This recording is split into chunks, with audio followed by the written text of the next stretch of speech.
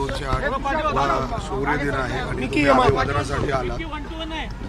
दरवर्षीच्या प्रथेप्रमाणे राज्य सरकारच्या वतीनं आम्ही अनेक जण येत असतो। आज मी राज्यातल्या 13 कोटी जनतेच्या वतीनं या विजय स्तंभाला 208वा हा शौर्य दिन आहे, इथं मी अभिवादन करतो। सर्वांना जय भीम। आज एकंदरीतच मला जे लोक भेटले त्यांनी सर्वांनी सांगितलं की प्रशासनाने अतिशय चांगल्या प्रकारची व्यवस्था केलेली आहे। मग त्याच्यामध्ये पुण्याचे जिल्हाधिकारी असतील, पुण्याचे मुख्य कार्यकारी अधिकारी जिल्हा परिषद असेल, पुण्याचे पोलीस खात्याचे सगळे आमचे शहराचे आणि ग्रामीणचे SP आणि CP असतील, सर्वांनीच त्याच्यामध्ये लक्ष घातलं आणि सगळ्या डिपार्टमेंटनी अतिशय चांगल्या प्रकारचं नियोजन केलं। रात्री 12च्या दरम्यान गर्दी मोठ्या प्रमाणावर होती। आपल्याला सगळ्यांनाच माहिती आहे की थंडी जवळपास 8 ते 10 टेम्परेचर हे आत्ताच्या वेळेस पुण्यामध्ये असतं, त्याच्यामुळं थंडीमुळं थोडंसं आत्ता संख्या कमी दिसते, पण जशी पुढचा आमचा अंदाज आहे 10-11च्या पुढं प्रचंड गर्दी पुन्हा वाढेल आणि त्याचा फार चांगली जे काही काळजी असते ती काळजी राज्य सरकारने घेतलेली आहे। जो काही निधी लागतो त्या निधीमध्ये देखील कुठल्याही प्रकारची अडचण येणार नाही अशा प्रकारच्या पहिल्याच सूचना देण्यात आलेल्या होत्या, तो उपलब्ध करून देण्यात आलेला होता। कारण आता मध्ये आपल्या नगरपालिकेच्या निवडणुका झाल्या, नंतर आपल्या महानगरपालिकेच्या आचारसंहिता सुरू आहे आणि त्यानंतर लगेचच जिल्हा परिषदेची आचारसंहिता लागण्याची शक्यता आहे। त्याच्यामुळं असं होता कामा नये की आचारसंहिता लागल्यामुळं कुठली अडचण निर्माण झाली, हे होता कामा नये। ह्याकरता राज्याचे मुख्यमंत्री देवेंद्र फडणवीस असतील, उपमुख्यमंत्री एकनाथराव शिंदेसाहेब असतील, आमचे सामाजिक न्याय विभागाचे मंत्री संजय शिरसाट असतील, आम्ही सगळेच असो, त्यामध्ये काळजी जाणीवपूर्वक घेतली गेली आणि ते सगळं पत्रकार, इलेक्ट्रॉनिक प्रिंट मीडिया या नात्याने आपल्यालाही पाहायला मिळते।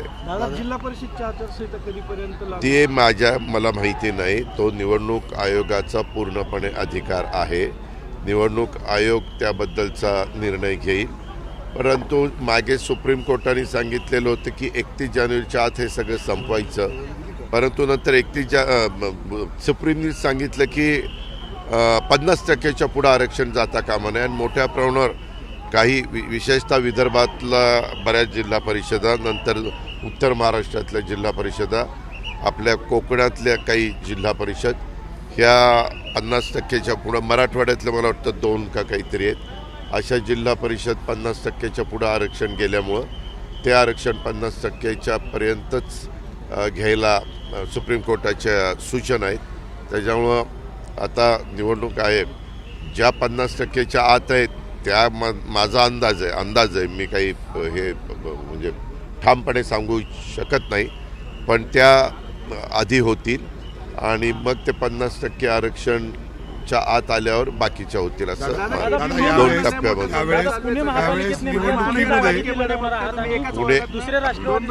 ऐका जास्तीचे एबी फॉर्म त्यांच्याकडून जवळपास 70 एबी फॉर्म वाटण्यात आले। ठीक आहे, त्या संदर्भामध्ये कालच छाननी झालेली आहे, त्याच्यामुळं एक उशिरापर्यंत छाननी चाललेली होती सगळीकडंच। एकदा त्यातली यादी प्रसिद्ध झाल्यानंतर प्रत्येक प्रभागात प्रत्येक अ, ब, क, ड ह्याच्यामध्ये कुणाकुणाचे किती अर्ज आलेले आहेत ते पाहिले जातील आणि त्याच्यातून काही जे काही आमचं ठरलेलं आहे त्याच्यापेक्षा जास्त गेले असतील तर ते मागे घेण्यात येतील, असं काही मार्ग आम्ही काढू। दादा, असं पहिल्यांदाच होत आहे की सगळ्या पक्षांकडून उमेदवारांची यादी जाहीर करण्यात आली नाही, थेट एबी फॉर्म शेवटच्या क्षणी अशा पद्धतीने सगळं दिसलं। असं नाहीये, आपण नेहमी तसं म्हणतात, तुम्ही आजपर्यंतच्या सगळ्या निवडणुका आठवा। आमची RPI Republican party of India Sachin Kharat यांच्याबरोबर युती झालेली आहे आणि काही जागा आम्ही त्यांना सोडलेल्या आहेत। मी त्याच्या संदर्भात वेगळी पत्रकार परिषद घेऊन आपण मीडियाने कालपासून काय चालवलं हे मी पण पाहिलेलं आहे। आपल्याला सगळ्यांना माझी कामाची पद्धत त्या ठिकाणी माहिती आहे परंतु ज्यांच्याबरोबर आम्ही युती करतो त्यांना काही जागा सोडल्यानंतर त्यांनी तिथं त्या जागा कुणाला द्याव्यात, काय द्याव्यात, कारण आम्ही तुम्ही पत्रकार मित्रांनी पण बघितलं शेवटच्या क्षणापर्यंत 3 वाजेपर्यंत हा एबी फॉर्म घेऊन जायचा, तो एबी फॉर्म घेऊन जायचा, ह्याला नाकारलं जायचं, त्याला नाकारलं की तो दुसरीकडे जायचा, एवढं सगळं गोंधळाचं वातावरण त्यावेळेस निर्माण झालेलं होतं. आणि त्याच्यात काही गोष्टी अशा घडलेल्या आहेत, डबल एबी फॉर्म, नाराजी, काही फारच त्याच्यामध्ये तुम्ही सगळ्यांनी दाखवलंच आहे संपूर्ण महाराष्ट्रामध्ये काय काय घडले. अरे बा, संभाजीनगरला तर राहणार झाला दादा, अनेक कार्यकर्ते अक्षरशः रडत होते. तसं नाही आहे. त्याबद्दल मी वेगळी पत्रकार परिषद घेऊन आमची RPI सचिन खरात यांच्याबरोबर युती झालेली आहे. सचिन खरात आत्ता देखील माझ्याबरोबर होते आणि त्यांना पण तुम्ही विचारू शकता. त्यांनी त्याच्यामध्ये पण आमचं दोघांचं बोलणं झालं. त्याच्यानंतर तुतारी म्हणजे पवारसाहेबांच्या म्हणजे राष्ट्रवादी काँग्रेसबरोबर देखील आम्ही त्याच्यामध्ये बरोबर काही जागा लढवतोय.